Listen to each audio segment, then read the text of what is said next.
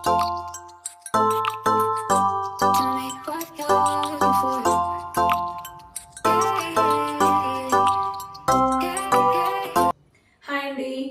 Is Gayatri. Welcome back to our channel Gayatri Pathipati.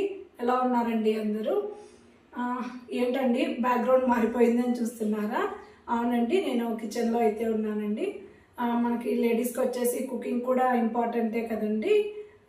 So ఈరోజు నేను చిన్న కాసరకాయలు ఫ్రై అయితే చేస్తున్నానండి. అందుకు మీకు కూడా చూపిద్దాము అనేసి నేను ఈ వీడియో అయితే చేస్తున్నానండి. చిన్న కాసరకాయలు అంటే ఇలా ఉంటాయండి, అందరికీ తెలిసే ఉంటాయండి. ఇలా ఉంటాయి చిన్న కాసరకాయలు. కాసరకాయలు అంటారండి దీన్ని, ఇలా అంటారు. మీ ఏరియాలో ఎలా పిలుస్తారో అయితే తెలియదండి. మొత్తపూరు ఏరియా సైడ్ వచ్చేసి కాసరకాయలు అంటారండి దీన్ని. ఇలా ఉంటాయి.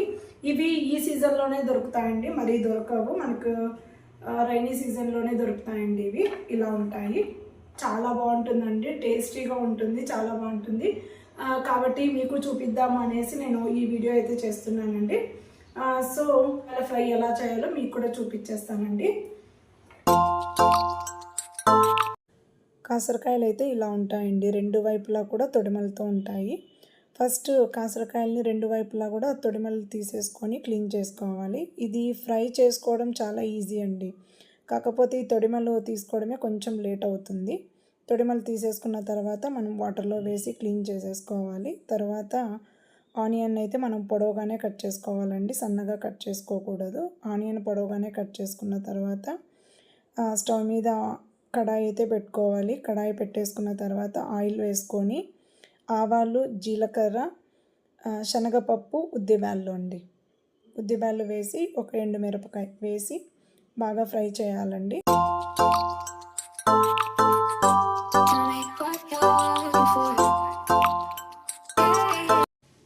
అవి ఫ్రై అయిన తర్వాత ఆనియన్ అయితే మనం పొడవుగా కట్ చేసుకున్న ఆనియన్ అయితే వేసుకోవాలండి.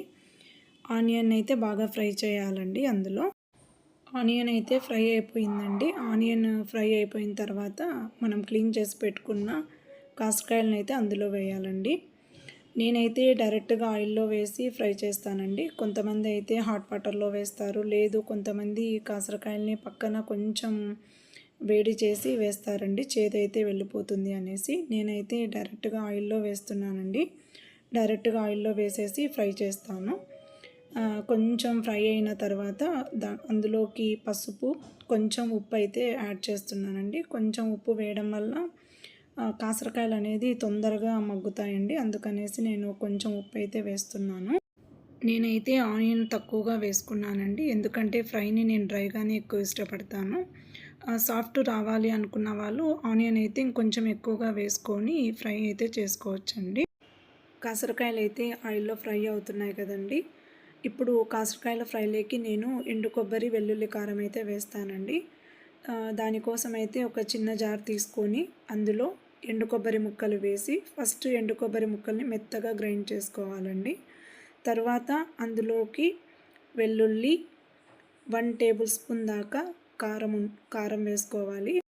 అందులోకి కొంచెం సాల్ట్ అయితే వేసుకోండి, ఎందుకంటే ముందు మనం ఆనియన్స్లోకి సాల్ట్ అయితే వేసాం కదా, కాబట్టి ఇప్పుడైతే చూసుకొని సాల్ట్ అయితే వేసుకొని మూడింటిని కలిపి ఇలా మెత్తగా గ్రైండ్ చేసేసుకోవాలండి.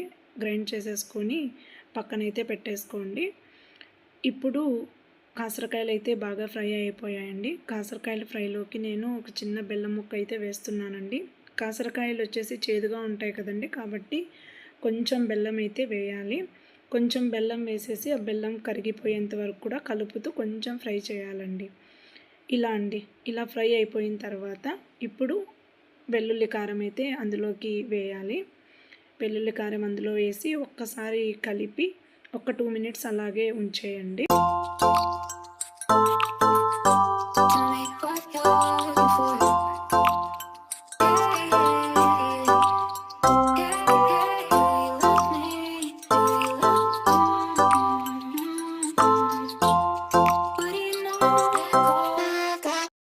2 మినిట్స్ తర్వాత చివర్లో అండి ధనియాల పొడి అయితే వేసుకోవాలి. కొంచెం ధనియాల పొడి వేసుకొని ఒక్కసారి కలిపామంటే మనకెంతో టేస్టీ అండ్ హెల్తీ రెసిపీ కాసరకాయల ఫ్రై అయితే రెడీ అయిపోయిందండి.